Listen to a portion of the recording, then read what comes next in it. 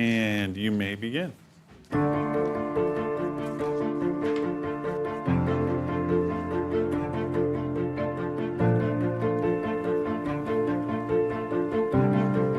test doesn't measure what you've learned in school. It's totally different from what you're groomed to know. It wasn't that I was scared of it. I just knew I wasn't going to do well.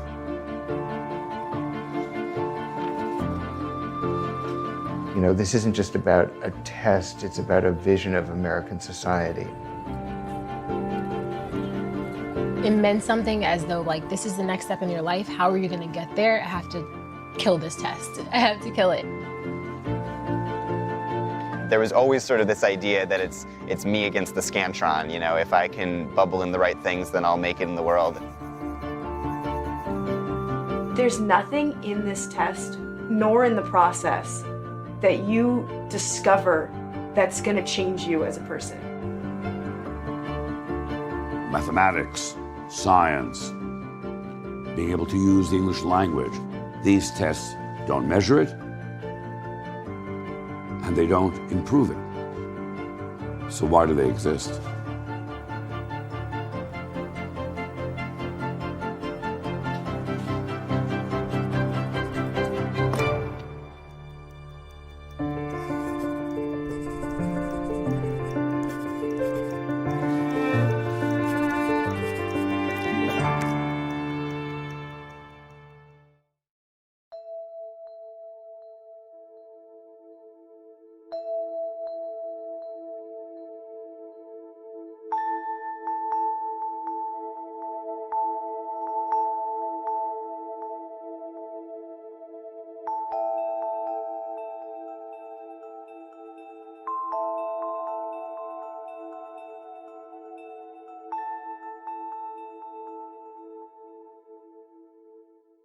As a character, who is the SAT? That's a really good question. I like that.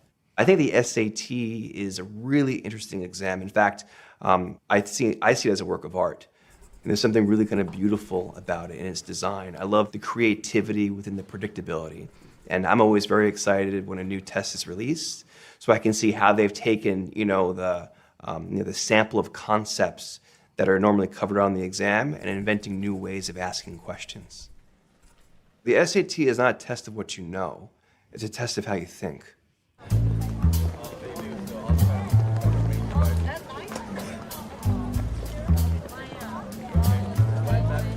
We call it the big test because the stakes seem really, really high. This is going to play a large role in my odds of getting into college. That's a lot to think about. How did you do on the test? That is what your mom is going to share with my mom in the vegetable aisle of the grocery store. So it's not the process of learning that's important, it's how did you do on the test? I like the SAT. I feel like I really like that method of thinking, or that's how my brain works or something. So, I mean, I'm lucky in that way.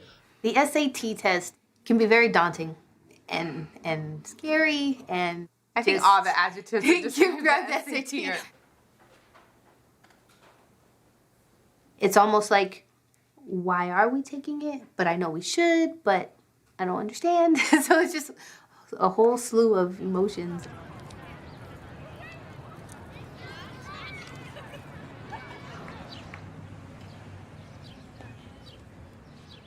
On Sunday, the one day that you actually have to relax and do like what you actually enjoy, you have to then now go study for the SATs and take a practice test and go downtown and disrupt your day.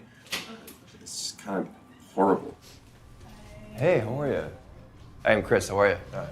Pleasure. Nice to meet you. Hi, I'm Chris. Hey, how's it going? Yes, please have a seat. Welcome. I got this score report from your parents and have done a lot of work on it. We're going to talk about it today. But before we even get into all this, I want to just talk to you just about you, get a sense of who you are, what you want to be doing, what your goals are. The best place I could possibly go would be like MIT or one of those like really big schools. I didn't do very well the first SAT I took, and I was very disappointed. So that one question wrong cost you 2 raw score points. But I'm not just going to let some like stupid tests stand in the way between me and a college that would be right for me. When it comes down to the last couple of questions, if you have it down to 2, you want to choose the less familiar word, because they're looking for people to get that question wrong. Of those 2 choices, which choice has words that are more familiar to most people?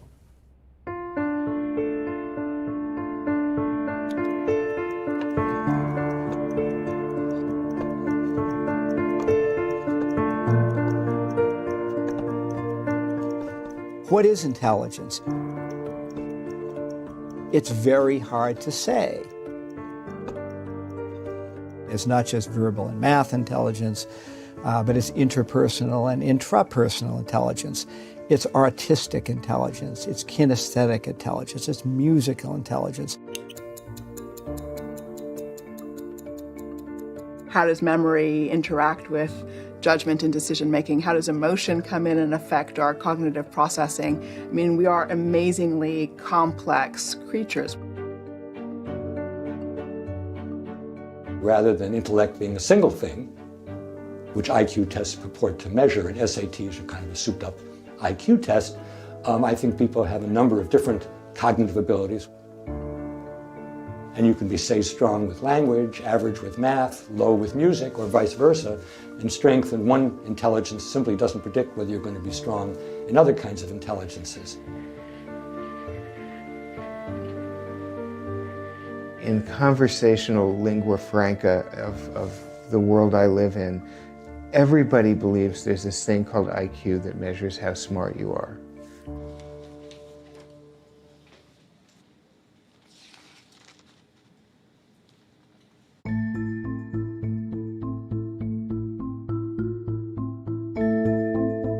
The origins of the SAT are much contested.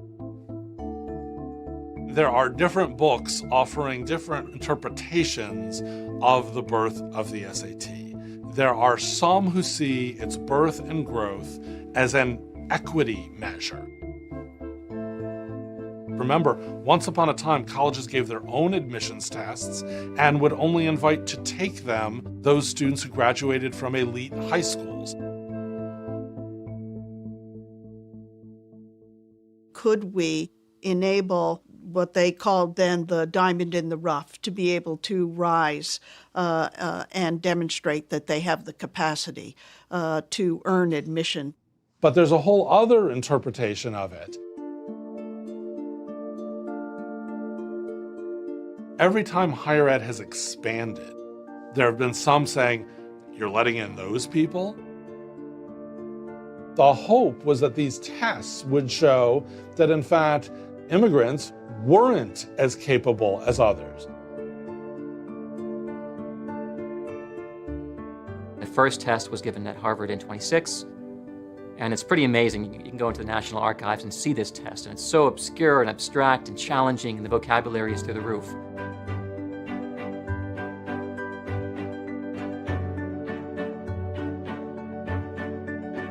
The person who had the social vision was James Bryant Conant, the president of Harvard. If you're in the top 1/10 of 1% and you have the kind of mind and the kind of skills that show up on an SAT, the system will find you. You will not spend your life walking behind a mule and a plow. You'll go to a fancy college on scholarship. That's done. That's a check mark. Our system of public education in the United States is one of the unique features of the free society we have developed on this continent. We may speak of it as uniquely democratic in its nature. What should we study to get ready for this test? Well, George, this really isn't the kind of a test that you can study for. The people who brought you the SAT didn't have a commercial bone in their body. So they weren't like a plot to make money. It was a much more interesting story of a sort of crackpot utopian scheme. But as has become obvious, it's easy to take these kinds of ideas and put them in a business or economic setting.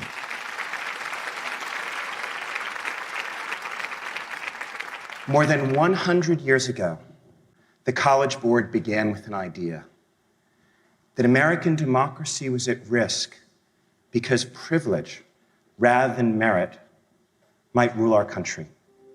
And they developed the first set of shared admissions exams.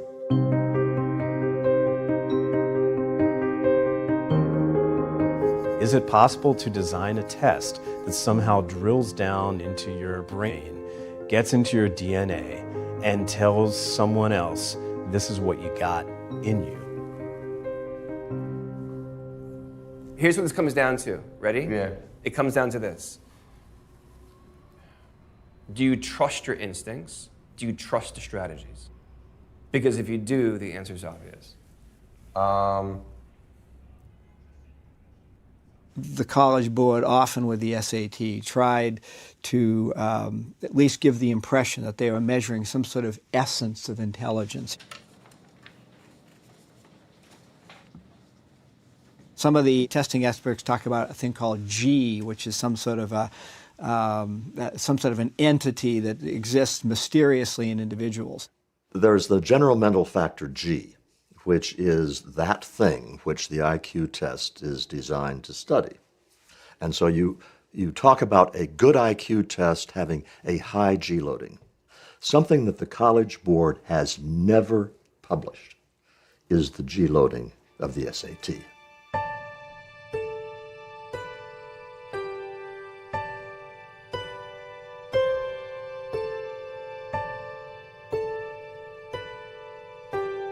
What is G? Is it ability? No. Is G reasoning ability? No, not really. Is G reasoning ability in academic context? Maybe.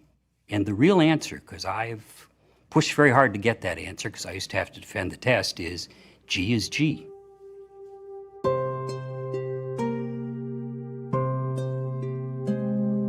I'm basically trying to teach them not to think. I'm trying to remove all thinking from the process and make it, frankly, unemotional. We have a task. The task is a score. Let's say it's 2100, let's say it's 1800, whatever it is. Our job is to figure out within the landscape of the test where we're going to find those points.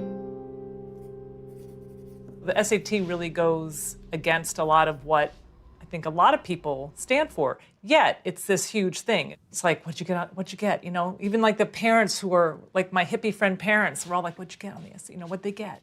It's got this power, and it means something, and it's kind of disgusting. But at the same time, as a parent, I'm like, you know, what'd he get? What'd he get? You know.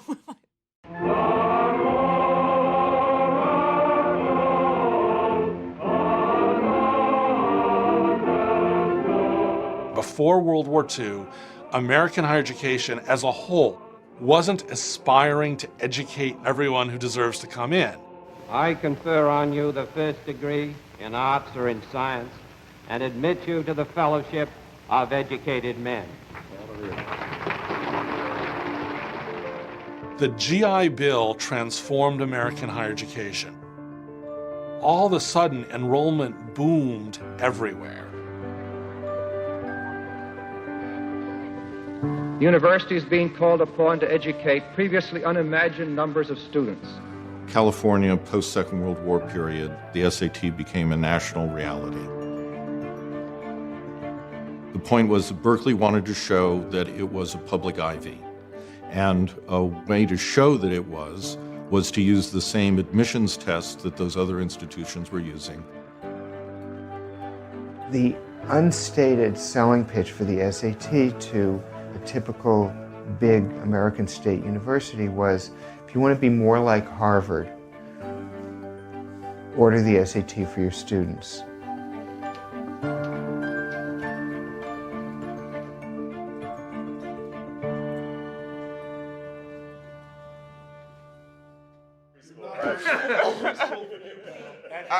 All right. Thanks for coming, everybody. As most of you know, I'm Akil Bello, test prep veteran going on my 25th year. Thanks for joining me. We're going to have a fun-filled conversation about the impact of the SAT and what it means for all of our students. We have these strategies. We give them finite steps to say this is exactly how you tackle this in a way that you would have never come up with on your own. The reading on any of these standardized tests, from ACT, SAT, LSAT, has nothing to do with school. In school, you read a novel, you discuss the motivations of the character. There is, like, parents are always like, should I make my child read 5 books this summer to get their reading? And I go, no. Why don't you both read an article from Time magazine, and then you quiz the kid about what they just read? They score less well than they expected to. And if you demystify it and say to them, look, this isn't because of some flaw in you. This isn't because you're not as smart as you think you are. This is because this test is a strange instrument that you've never dealt with before. And the claim to authority behind this test is deeply problematic. I mean, the SAT and the ACT, they depend on the very top schools using the test, but then those top schools have these really fine-tuned hierarchies against each other that are based on 20 points. Right. This school has an average score that's 1 question out of, 100 higher than the other. A lot of the pressure that comes on these students is that without this type of advanced preparation and ability, you will not live a good life. That's in the end what drives it. It's why we can all charge what we are able to charge. But maybe... Compare and contrast, identify the point, identify supporting evidence. I mean, these are formal skills. Formal skills are not education. They are things that you can do if you have the education, but they're not actually a substitute for the education itself, and they shouldn't be mistaken for education itself. When you look at the test long enough, it's almost like you're not, I don't know, you kind of like distance yourself from the actual material on the test and start looking in terms of patterns. Where it becomes less of, I know all this from school and now I'm going to apply these concepts to this question. It becomes more of, I've seen this question before, I know this pattern, I can figure out what they want me to say. It's very tricky. Each question you have to really think about, are they tricking me or are they asking me something that's objective? I've said in a classroom, this is not algebra class, I am not teaching you algebra. Because I know on a multiple choice test, I can actually get them around nearly all the algebra on the test. And if I were a school teacher, I wouldn't do that. I don't cover subject matter. I just get them to learn how to look at a problem a different way. It's not a math test, it's not a reading test, it's a get the answer test. My tutor one day just looked at me and she's like, honestly, this is the correct way to solve this problem, but you can always just substitute 1 for every variable and then solve the equation, which is horrible math. But as soon as I started doing that, my time for math questions went way down. Yes, I'm curious what your response would be to groups like Fair Test that say the SAT isn't necessarily a good predictor of college success. The SAT is about as good a predictor as my feeling about standardized tests such as the SAT and the ACT are that they're valuable. As a scientist, I couldn't believe elsewise. I believe that they add information, they add validity, but I also realize that they don't measure as truly as we as measurement professionals would like them to do. I think we've created a generation of students that are used to taking tests and being measured by their performance on tests. What does it encourage kids to do? What does it encourage kids to learn? What does it encourage schools to teach? I want you to be able to look at this problem, do it the easiest, simplest, most accurate way, quickly, and move on. I don't care about your scope of knowledge. I care that you know enough to select the correct answer in the easiest, quickest way possible.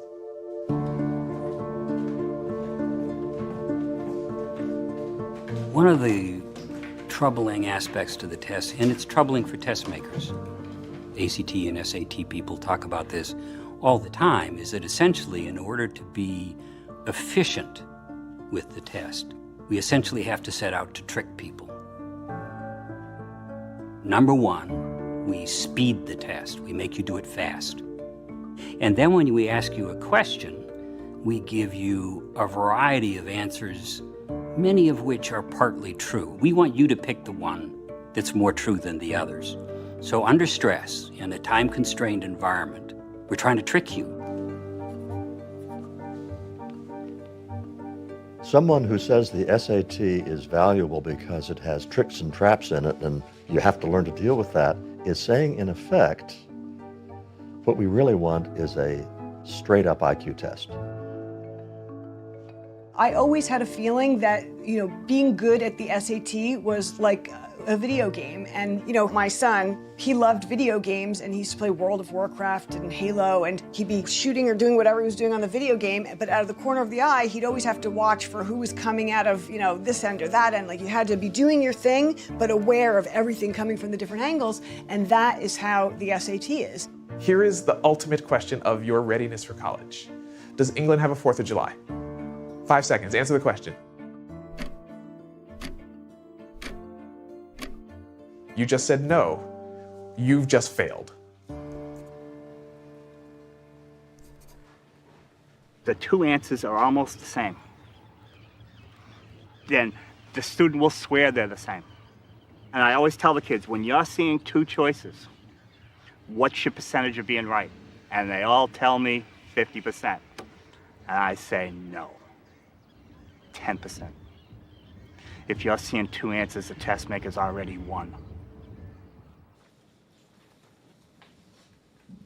A lot of times I would always choose the second best answer, and I would go to the back of the book and they were like, this answer was good, but this one below it, B, was better than D because, and then they would explain it, and then I'd be like, wow, this is a really bad explanation, but I guess that's how they want me to think.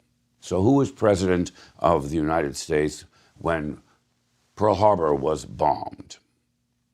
Now, let's say you had four choices. The person who says Franklin Delano Roosevelt has it right. Someone who puts Franklin Delano Roosevelt Jr. might say, taking the test, maybe he was junior, maybe this is a trick. The person knows it was FDR, needs to be rewarded for that. But, it's a small difference. The person who says Harry Truman has the right World War is off by one president and by a few years. That's much more knowledge than we have of the Peloponnesian War. The person who says George Washington is lost. There's no doubt about that. And more has to be done to get that person to figure out the sequence of history. But the other three answers do not allow in a zero-sum game for the approximation of knowledge. And that's a crime in a teaching environment.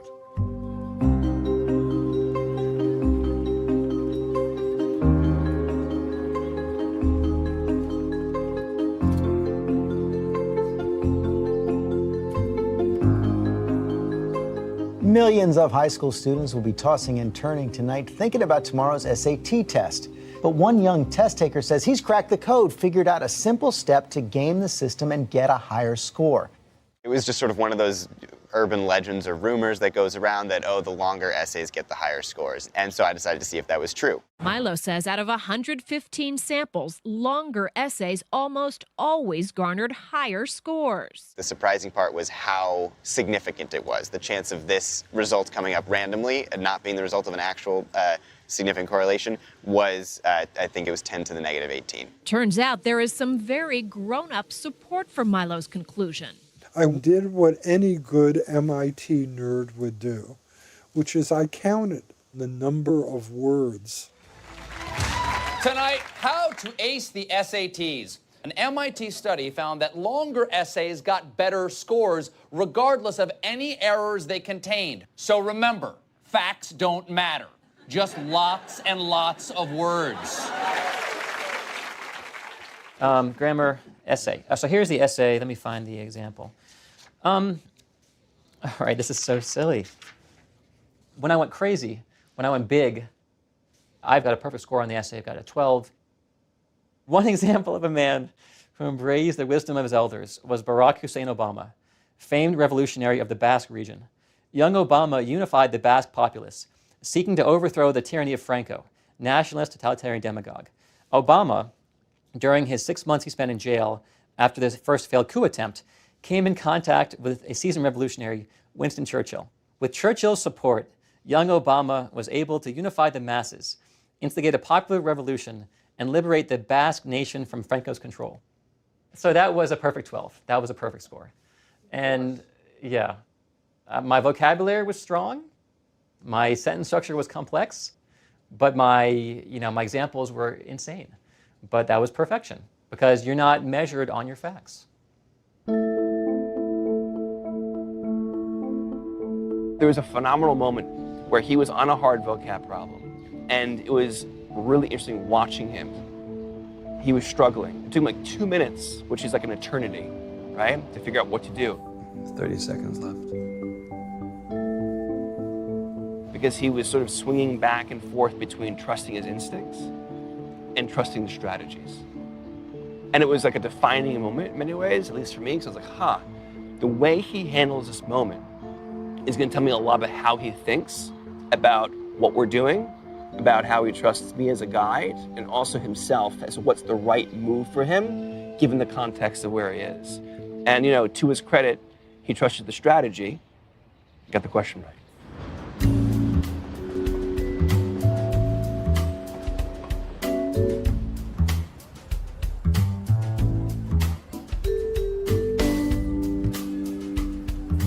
All right, guys, ladies and gentlemen, my name is Corey McBride. I like to tell people I'm Harlem born, Harlem bred, and when I die, I'll be Harlem dead. You all are pretty decent students, a B plus or more. What was your first reactions when you saw your scores? Inquiring minds want to know. When I took the SAT, I walked in like, and came out, like, this thing was easy. It was like taking an easy math test. I got back that score, I was like, what happened? My parents always say that, like, they want me to do better than they did because they didn't get to go to college. My mom didn't get to finish college. Because my parents, they came here, it's like, I have to, go from 0 to 100 real quick. Yeah, that's what I have to do. They're investing in your future, but I don't know if I'm that good of an investment. Yeah. I'm not perfect. I can't bring home perfect score after perfect score after perfect score. So, I want to be able to, pay them back and make sure that it's just my mom, but to make sure that she has, a good life in the future and that I can help her and support her how she supported me. One of the first things that colleges look at are the numbers. They may not know the student, they may never see the student, but what they do see are the numbers. My older cousin, he's a lawyer now. People look at him completely differently because he's this black kid from Florida who went to Miami University, and they look at him completely different. So just knowing that being somebody who's black, comes from a low income community, it's a huge thing to go to college. Well, in this day and age, a high school diploma is not gonna get you that far. I don't want to put my parents through the stress of finding me a tutor. People from our background, you will never spend money on the test prep, but you'll go get yourself a book, you read that book, and then that's it. The questions may have been a little confusing. I've had students say, I'm not sure exactly what they're asking me for, or isn't there a simpler way that they can ask the question? I didn't want my mom to pay for a tutor because, can we afford that? Yeah. If someone wants to invest in you, let them invest. Some people prepare for the SAT since they're since they're 5 years old. It's exactly fresh out the womb. They already have a study guide. They have this. They have a tutor already in their crib. They already have everything. I don't want to be in this crippling student debt. I don't want to have to be on my deathbed having to write out this check for this college. Some people, they're studying for the SAT since 6th grade. And after they take it, it's not going to help them. What are they going to do with learning all the strategies and all that?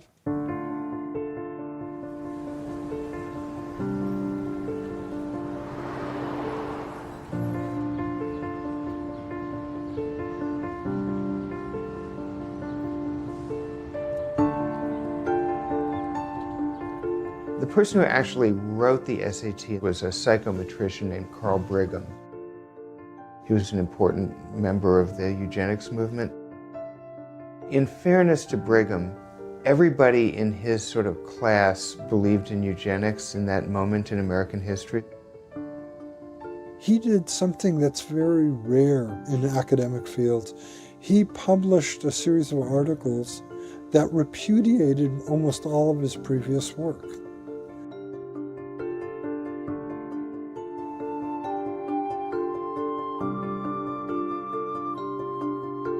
The Educational Testing Service named their library after him.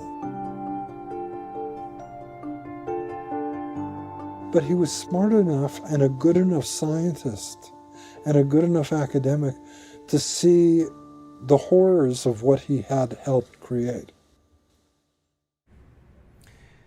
And this is sort of like SAT crack, right? I only show the people the right moment, okay? Usually later in a program, but I think it's actually apropos here.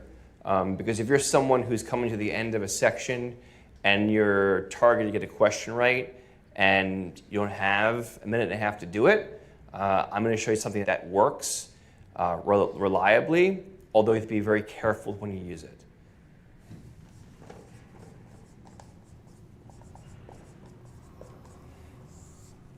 Black magic. This is a tool to help you eliminate answer choices based on visual patterns, okay, in the numbers. And the reason why it can be very powerful is because the test makers try to kind of camouflage the right answers. Sometimes you can break the code and get it right without even looking at the question itself. So here's the first rule. Look for patterns of 3 and eliminate the oddballs. Choose the choice closest to the middle. So here we go. We got 1 over 108, 1 over 54, 1 over 27, 1 over 18, 1 over 16. I think they're all, except for 1 over 16, they're all multiples of 9. And that means that E would be out. 27 is not an even number, so this is out for you. All right? What's another obvious difference? That well, the pattern 108 is 3 digits. Greater than 100, yeah, or it has 3 digits, yeah. It has 3 digits, and everything else has 2, so guess what? That's out as well. So now it's down to B and D. Okay.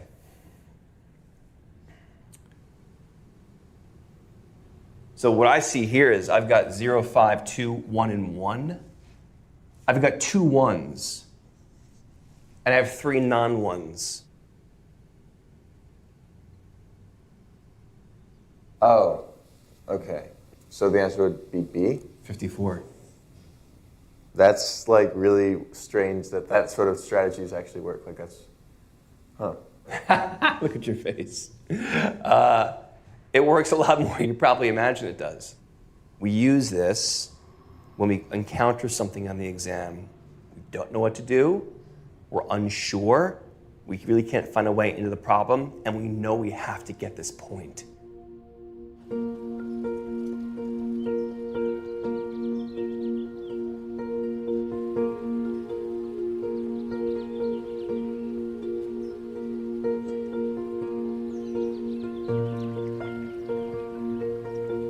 One morning, he came in and he said, I was taking the SAT last night. And I said, huh? We had a meeting back in Washington where the College Board made a presentation to this committee on testing. I felt that there was too much of an emphasis on the concept of innate intelligence. Then he said, what the hell are these analogies? And so I said, well, the analogies assess a person's deep understanding of the English language. And he looked at me and he said, what theory of cognitive development justifies that bullshit? I mean, a scale that goes out to 1,600 points to measure your ability, it's just ludicrous. We don't have that level of precision. When you're dealing with people in public life, for participating in public life, their motives can be very complicated. There was my granddaughter. She was in 6th grade at the time, and on her desk was a pile of books on verbal analogies. And when I asked her, what's this all about? And she said, I'm preparing for the SAT. And I thought, God, in 6th grade, this is what she's doing. The fact that it came from him made such a difference. For him to make the case that people should get away from that old, truly incorrect, empirically incorrect approach to standardized tests. His thinking on this is very clear and unerring.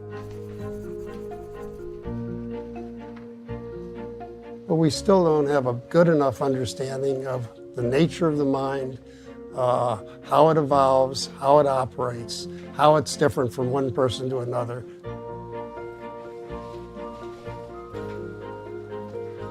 He had a yellow pad that he would keep in his desk drawer, and he would just start writing down little sentences, and then he would revise, elaborating, reformulating, and he kept doing that over and over and over again.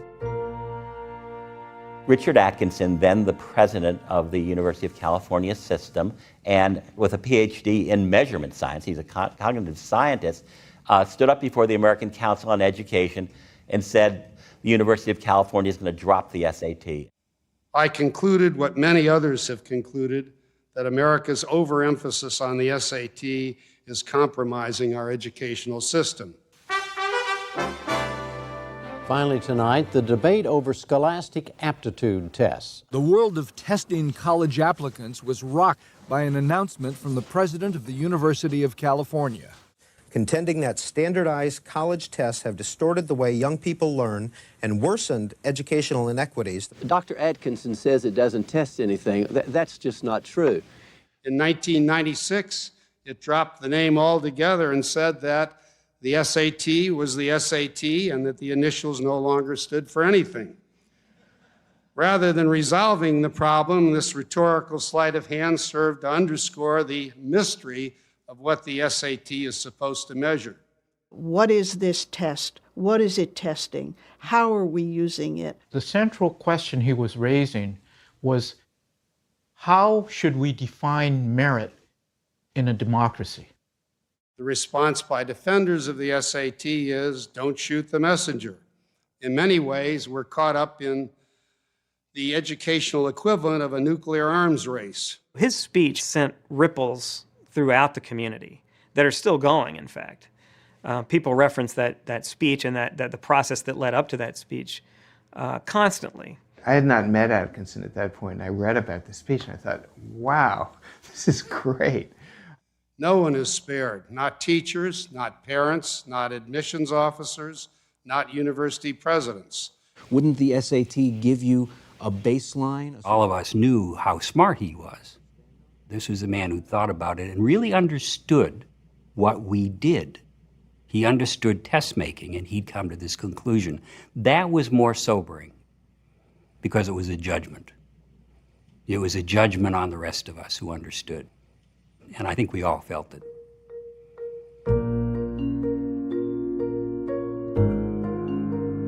The College Board was surreptitiously trying to scuttle Dick's initiative, hoping that he would retire soon. This is the College Board's basic strategy. They just wait people out.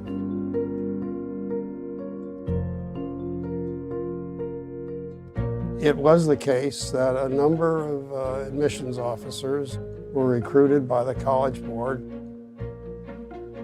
to write op-eds and the like attacking the position that was taken in that speech. But I think that's the nature of the world, and I should have anticipated that. I didn't quite anticipate that.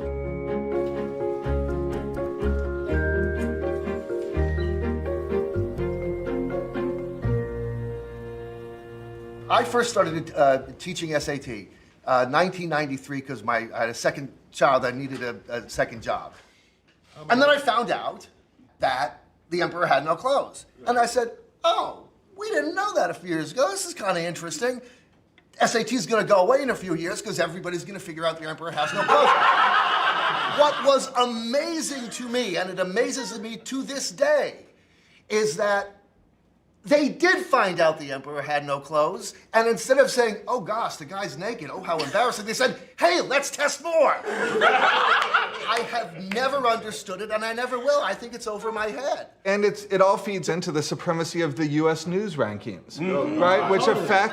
Which affect college behavior in such appalling ways, right? Where colleges have to constantly worry about their U.S. news ranking. And so they can't accept lower standardized test scores because it will drop their ranking. So try being the director of admissions at an Ivy League or equivalent school, and in 1 year you were more holistic about it, or you weren't watching those scores really closely, and now your average score of the admitted kids went below 3 of your competitive But I don't schools. think they would. But see, See I don't what think happens. they would have right, but they would never take their eyes. Doesn't have a card, doesn't advertise. You can just tell he has something about him that he can impart to my child, who will hopefully do better on these tests. I don't think I ever asked Greg a question about what prepares you for this job, what success have you had. You guys play sports? We ride horses. I sort of try to relate everything to a sport. Okay. Because if you think school, then you're gonna. I want you to think how you learned how to ride a horse. He always says this, you're overthinking, you're overthinking. He's like, no, you can't think like that. Yes or no, right now.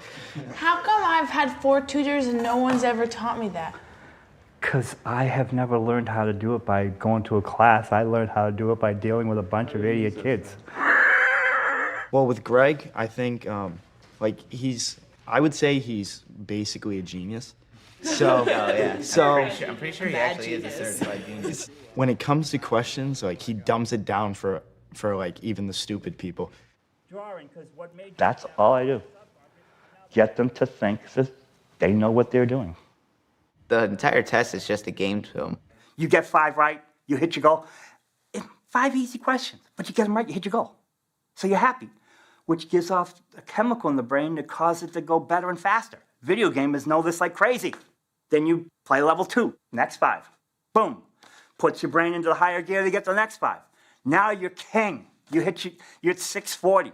You got 550 before. Wow. If I have any kind of hesitation, just skip. Ta-da! Listen to the doubt. Okay. My job is to regulate the amount of fear. I'm evaluating them, not the test, not anything else. I'm evaluating what I think they can and can't do. Show me 300. Move your pen. Oh, I just realized that's the degree of the. Now keep going. Okay.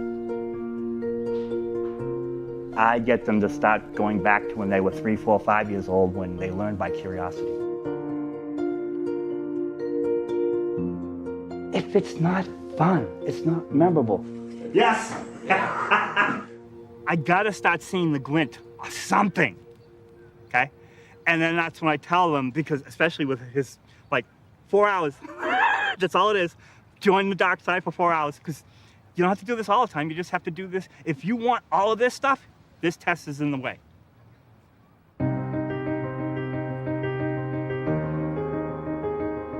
I've worked on the skills and I've been doing practice.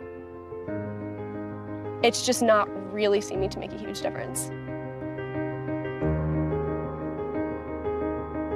I've been in honors math since I was in 7th grade. And my score goes down 80 points. How is that even possible? I just don't get it. Greg always tries to get me to go fast. He's like, you're too slow, you need to move on, but I don't want to move on until I've proven to myself that I know the answer's right. I have a lot of friends that are in the same boat. I know I'm not the smartest kid in my class. It's just a fact. I'm okay with that.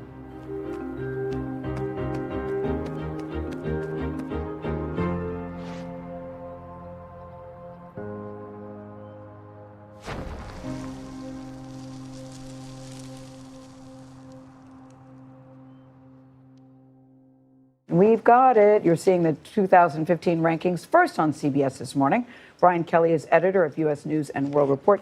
Listen, a lot of people are ranking the colleges and universities, but after 30 years, I'm thinking you all are the gold standard. Well, thank you. I'm going to agree with you on that. I appreciate that. Yeah. A lot of people want to get in the rankings game. The New York Times came out with a new ranking today of We rank up here because we only take students with SATs this high. We survey all these colleges. We ask them 700 questions. We have 2,500 data points. It is a cycle. There are a number of stakeholders, and no one can actually justify it from first principles, but we seem to be trapped in it and no one knows how to get us out. Small things matter when you get into the top of the pack. Even people who say they don't care somehow care. I mean, we're rewarded for it. We're rewarded for a certain number of statistics that we can trot out to our bosses or to the public. How many applications, how many kids do you turn down? And anyone who says, oh, but that's not a real measure of what we want to do or what we're doing here, you're just told you're naive. I do really well in school, I just don't do really well on the tests. Like, he's super good at it. I don't particularly think he's smarter than me. Well, she has way better. She has better grades than me. I knew I couldn't have better grades in our class, and so I had to go for the best test score. Yeah, it's basically a skill, and I don't really have it. I once had an op-ed in the New York Times, and I argued in the op-ed that tests like the SAT should be untimed. And I said, there are very few jobs in which you really need to do things timed, like maybe a surgeon or an airplane pilot, and there'll be plenty of hoops for that. But if it takes somebody longer to do the SAT, what's the problem? I'm going through this with my daughter, trying to find the right path for her. She's very smart. She can do very well on this test until you put a clock on her, and then she falls apart from the pressure. One of the hardest questions to answer about some of the tests is the gender differences. It's something that has not been answered, I think, to the sufficient satisfaction of anyone in research or measurement.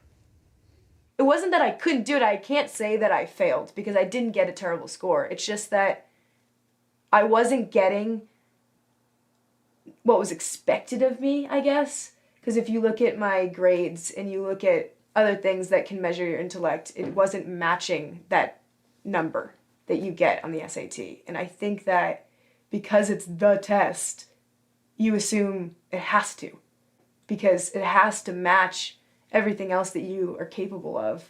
And if it doesn't, then, you're either not capable of those things or the test has to be wrong. And you have to pick which one is it.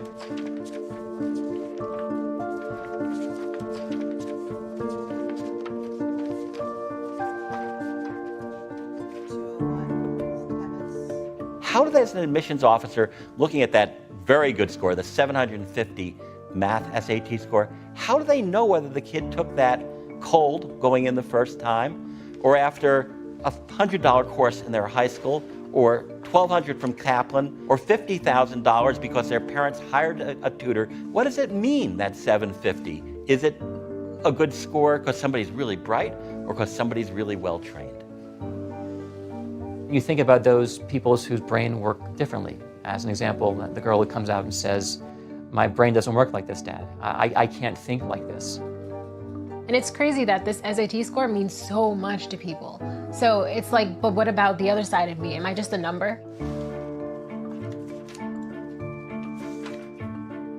When I was brought in 13 years ago to the school that I'm at, our school was lacking in terms of how they were scoring on the SAT.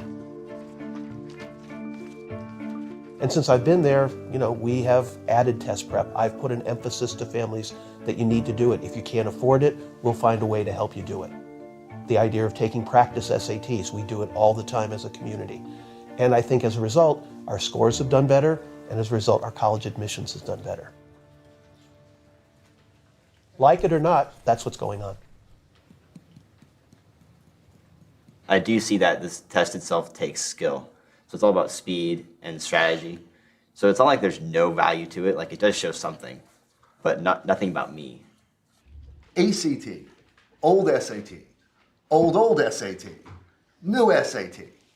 In my opinion, no good English teacher would analyze a text that is in alignment with the way any of those tests ask questions. And right off the bat, at the end of the day, the single greatest indictment of this test, or any of these tests, is now and always has been that every single one of us at this table can raise a score. Absolutely. In 6 weeks, I can raise a score. If this test taught anything meaningful, that would not be the case. Right. A lot of these parents come to me and it's like, how do I get my kid into the Ivy League? Is not only about like, yes, it's, these tests are gameable, we can get your kids' scores up. It's about questioning whether or not you should be part of that particular system at all.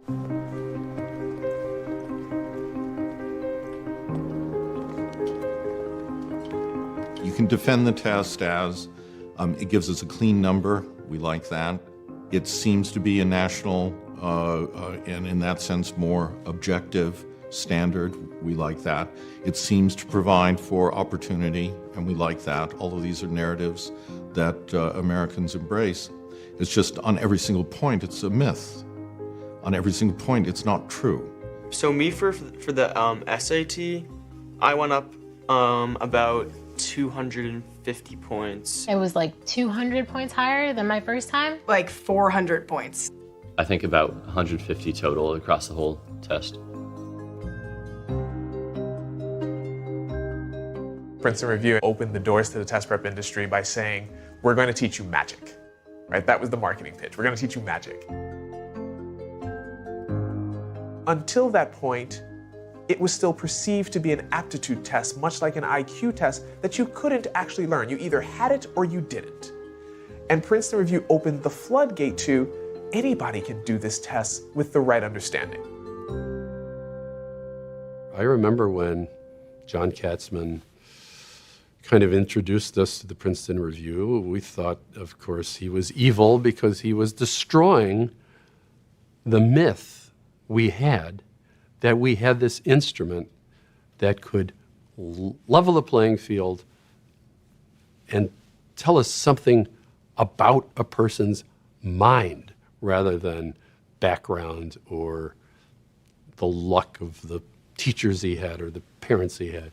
And he was telling us, oh no, this is a game. We figure this out. It's incredible to me. Like I figured as soon as people really start understanding this, we'll go on and get rid of the SAT and start doing something that makes more sense. And here it's as popular as ever, actually more popular in terms of the number of students taking it. We didn't want to believe him.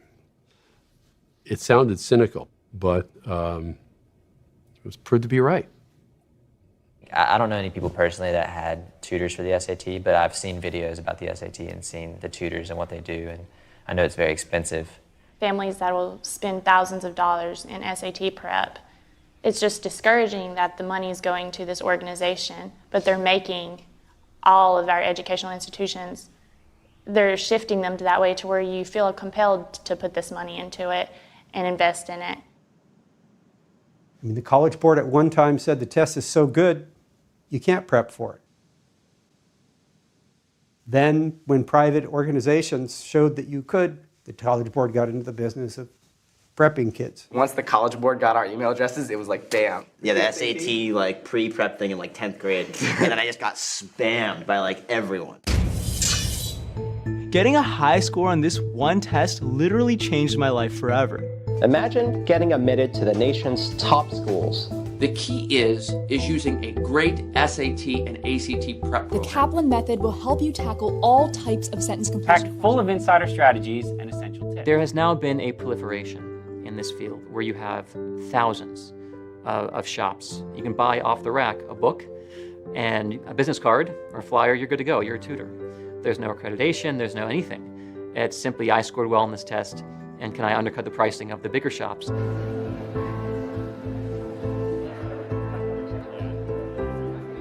Commercialization of college admissions is increasing.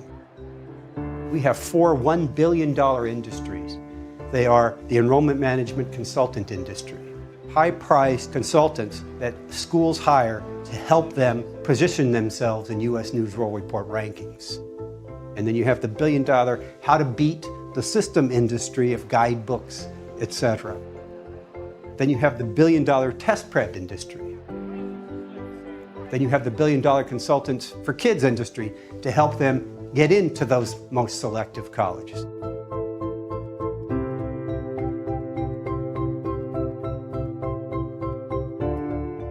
Please welcome to the stage our founder, president, and CEO, Mr. Stephen Ma.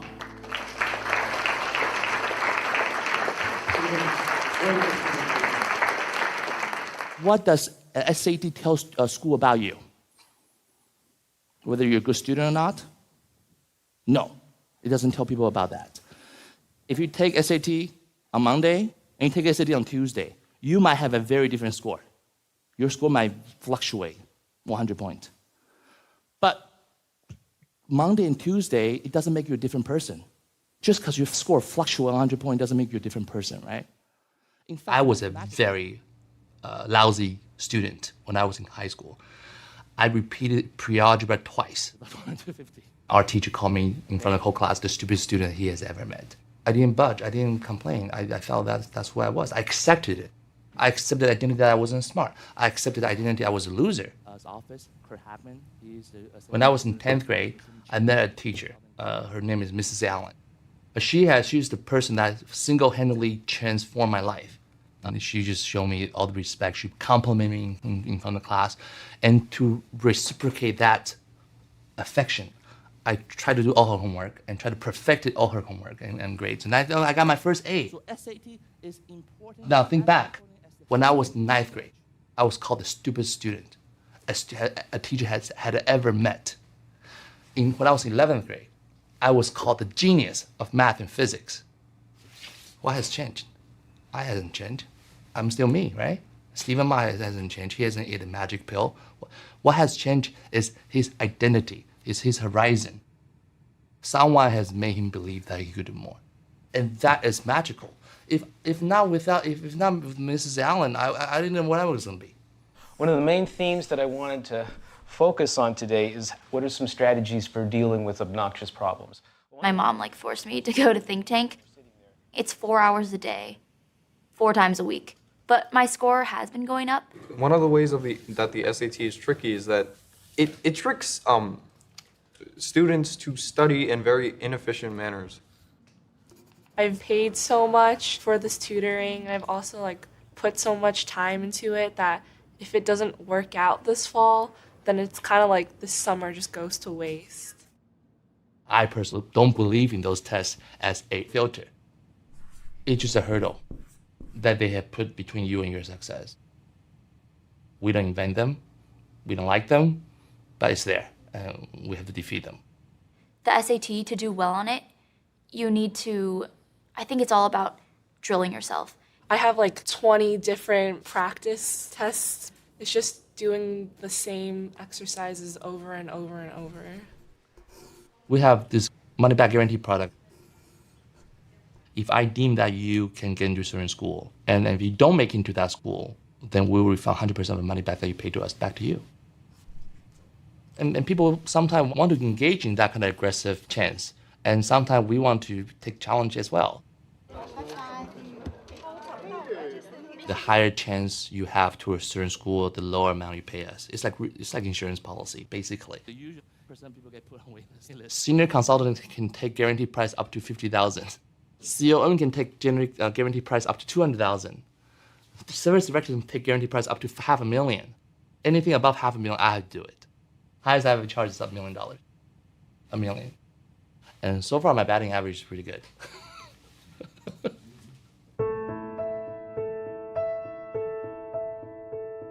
Not everyone can take it. Not everyone can do well on the SAT. One person might not have those certain skills, but have another set of skills that are equally valuable.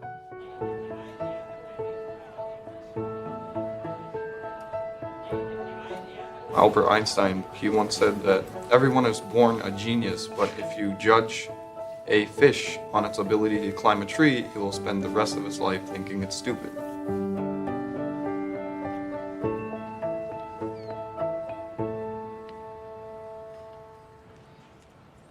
It is sort of a mad rush to get access to these elite institutions. There is a sense the economy is not generating the jobs, the incomes, the prosperity, the well-being for everyone. It is not at all the case that a rising tide is lifting all boats. I'm from the Outer Banks, so we're a fishing village, and my dad's a fisherman, and my brother has followed in his footsteps. But the fishing industry is dying. My parents, they're both high school graduates, and so when they graduated high school in our community, it was fine for them because there were furniture factories and there were places to work. But now I look at my community and there are no furniture factories, there are no places to get a stable job. Well, certainly the college application rat race has been fueled by the perception that there are fewer good jobs, that the lucrative jobs are concentrated in the finance sector. Whether or not that's good for the economy, it's certainly a perception of many people. The bond rating agencies tend to use SAT and ACT scores to rate an institution's fiscal health. The president, the business officers, the trustees, anybody that has a stake in the fiscal health of that organization now is all of a sudden concerned about the SAT and ACT scores for some reason.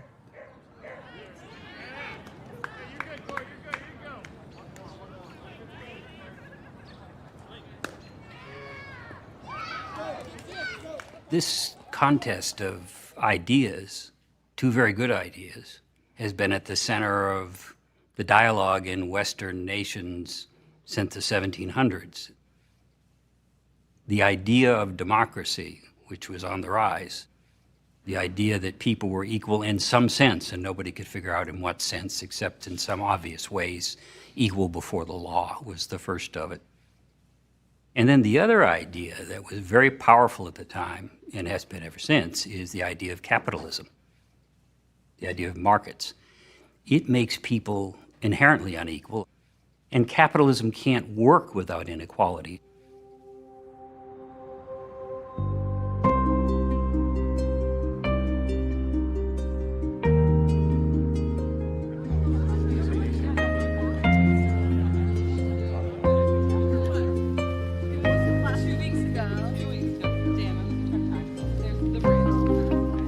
I was using my SAT scores to base where I should apply to, and I'm 50, 100 points away from that. There's no point in me applying. If my SAT score didn't fit that range, I just nixed it. Those test scores represent ranges, and to simply say the student doesn't have this score, they're not admitted, that's a misuse of the test.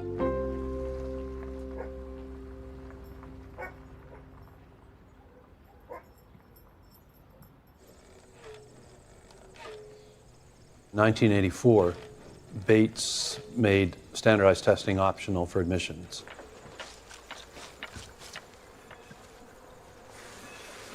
Every 5 years doing a periodic report on how the policy was working.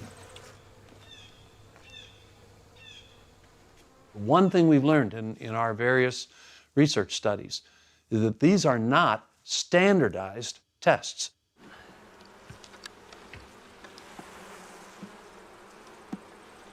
It was scary.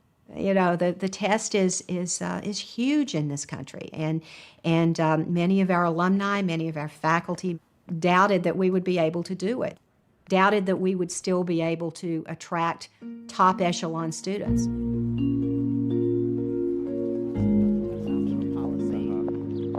For a place that loves numbers, the WPI faculty were remarkably open to making admissions decisions without the benefit of test scores.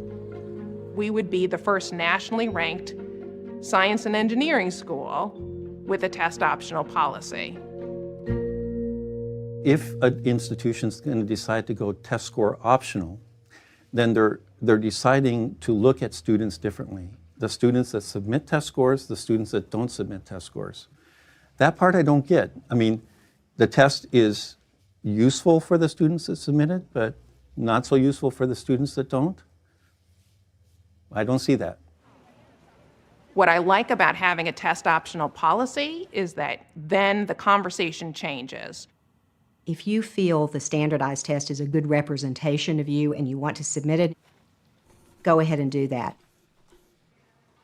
About 1 out of every 3 students who takes that admissions test will have a discrepancy between their previous grades and that admissions test. then they will feel that the test is not fair, that it's not a true indicator of their ability. They may be right. A large new study is challenging the value of these well-known standardized tests. It found that test scores did not correlate with how well a student did in college. We turn to its lead author, William Hiss. Would we open up our applicant pools more? Would we see larger numbers of students who would succeed if in one way or another we de-emphasized the testing? Even large public institutions dealing with many thousands of applications, institutions that are not well endowed, can do this. We now have twice as many women applying and twice as many underrepresented minority students as was the case before we adopted a test optional policy. So those scores are false negatives. Human intelligence is simply more complex, more fluid, more rich than these tests can capture. I wasn't even going to apply to Wake because I thought it was too far out of my league. So they saw something, and I don't know how, but they did. And they gave me confidence by accepting me, and when I came in, I was able to do great things. Maybe I would have never even applied. Maybe I would have said, you know, this school is too high for me. But it wasn't. We are finding students without the use of standardized testing that are going to be successful in our community.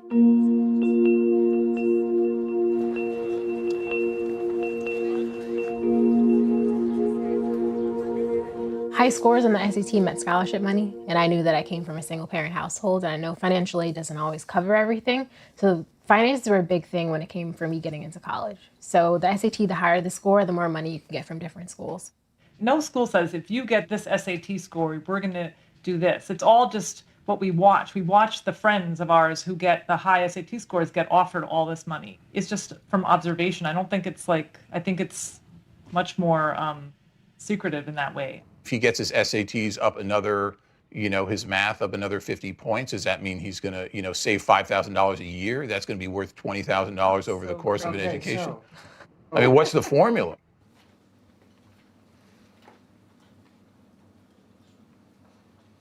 It became an obstacle. The test became a gatekeeper. And it was doing, in effect, the very opposite of what it had been intended to do. What it correlates to is your parents' income level, as opposed to your IQ or your ability to get good grades in college, or even your ability to get good grades in high school.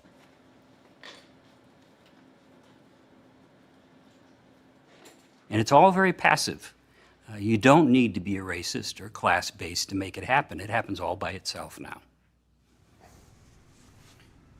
There he is, Stefan Blair. How are you, sir? I'm good. How are you? Good. Welcome. If a person's going to spend 10 hours a week preparing for the SAT, I'd rather have that person trying something really daring. Dance, acting.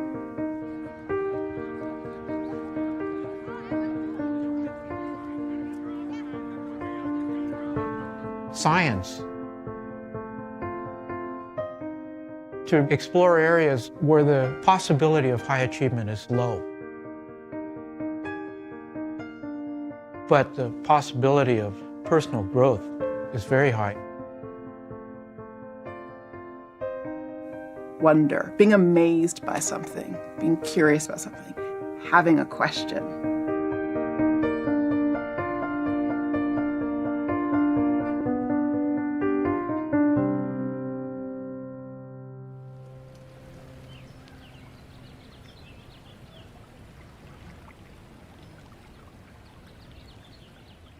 Harvard University and Columbia University and Yale and Princeton said no, this would come to an end. What's stopping them? Since the Harvard Admissions Office and the Stanford Admissions Office and the Duke Admissions Office knows this to be true, why don't they drop the SAT? The conspiratorial side of me says they like the SAT having this role? E5, 6, 7, B, 8A, 9B. All right, this is terrific. In the 20 question section, in the first 10, we want 10 correct. You got 10 correct. Now the back end, we're looking for 9, I believe, per our targets. Dude, happy Mother's Day.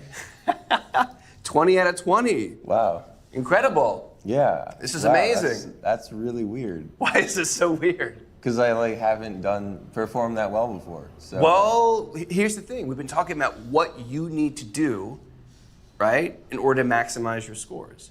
Yeah. We need consistent focus through the easies and mediums, using strategy, more so than content, right? 760. That's good, yeah. It's quite good. Excellent. I love it.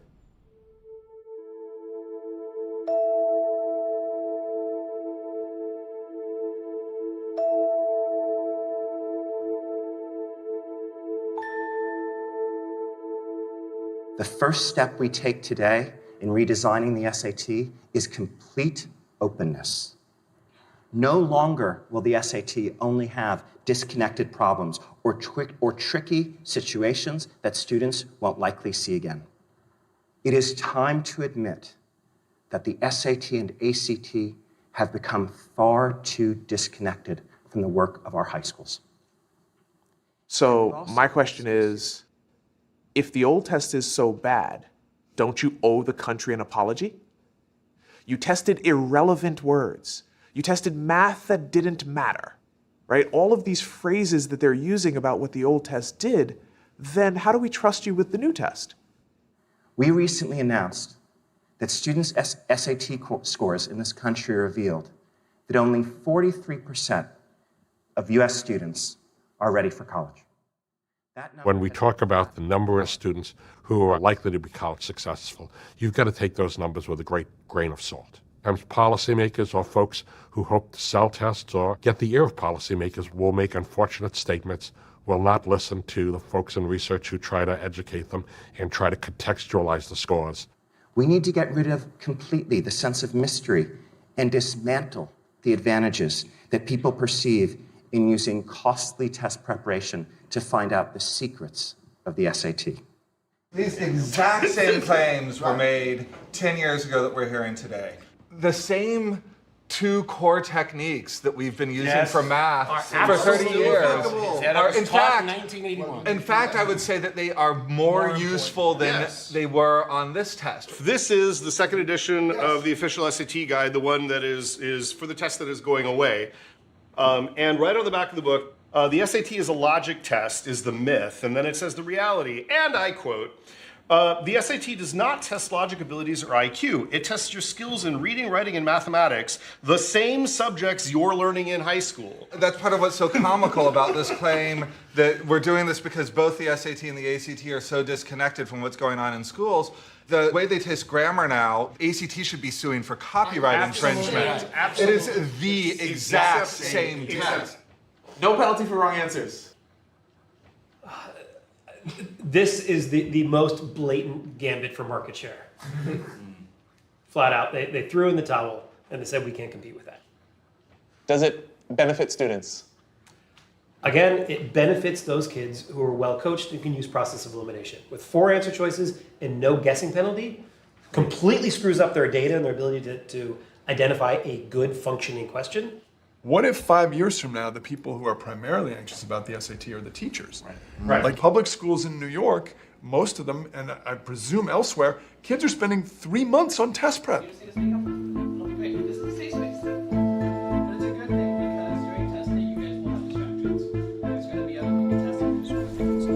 What worries me about it this time is that if in the past they've said we're going to change the test so it looks more like the high school curriculum, my worry now is that what they're going to do is change the high school curriculum so it looks more like the test.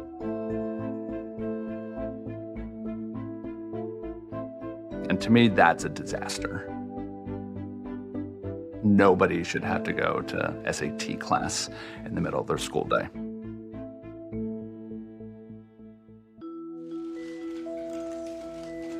With the stroke of a pen, the president put America on a new education policy path called the Every Student Succeeds Act, or ESSA.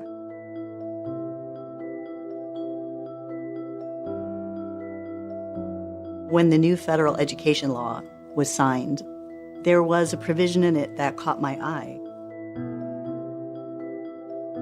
I noticed that ESSA encouraged something that the previous federal law didn't make any mention of, which is that at the high school level, if you're a state, you can consider using a college entrance exam like the SAT or the ACT for your high school level test for federal accountability purposes.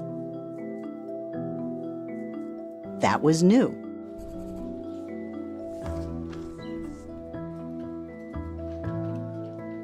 The SAT is a tool.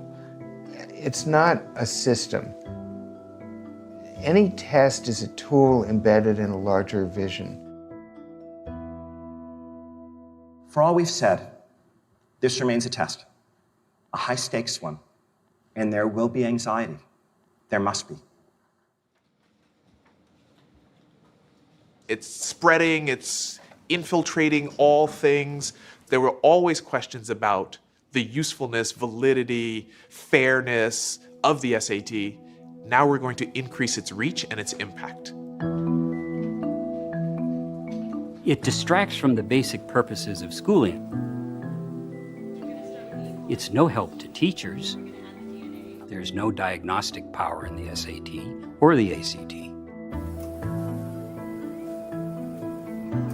And so now it's not just the SAT and the PSAT, it's PSAT 11, PSAT 10, PSAT 9. If states come to recognize, and students and teachers come to recognize, that the SAT or the ACT will be the ultimate measure of how well they're perceived to do, wouldn't it be reasonable to shape a curriculum that reflects what's on the test? And a lot of people will see that as teaching to the test. A school teacher's job is not to take the SAT.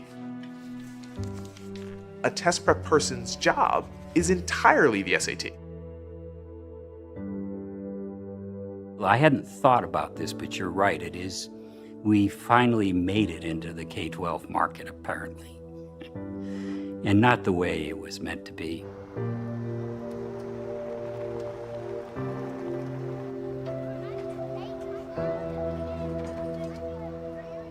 There was a time when we convinced ourselves that they were really meaningful. There was a time when we convinced ourselves that they were uncoachable, that the tests were uncoachable. And as those things are kind of blown out of the water, we never stopped holding on to them. Still haven't.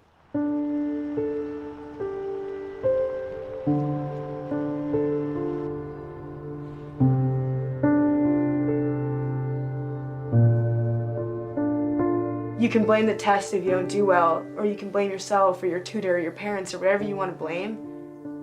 But at the end of the day, it's just those problems and those weird, tricky questions. It's not a measure of what a person can do. And I think that nobody wants to admit that because that's what it's supposed to be for. It's not supposed to be, here's a game that we are sending out to everyone to get into college, because no one would take it.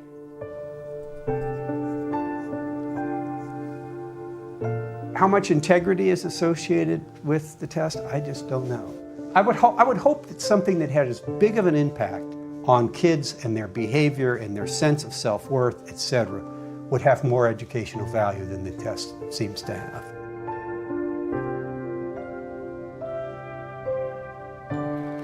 You know the SAT doesn't stand for anything.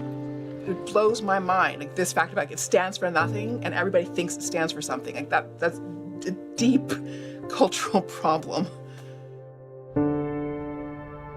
Yet the public perception is sort of over and over again that it is measuring aptitude. So that goes to show what a corrosive influence it has on people's understanding of intelligence.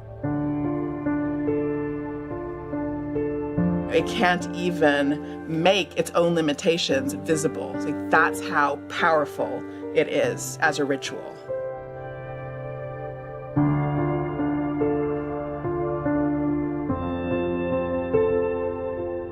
maybe that's exactly the kind of talent America really wants.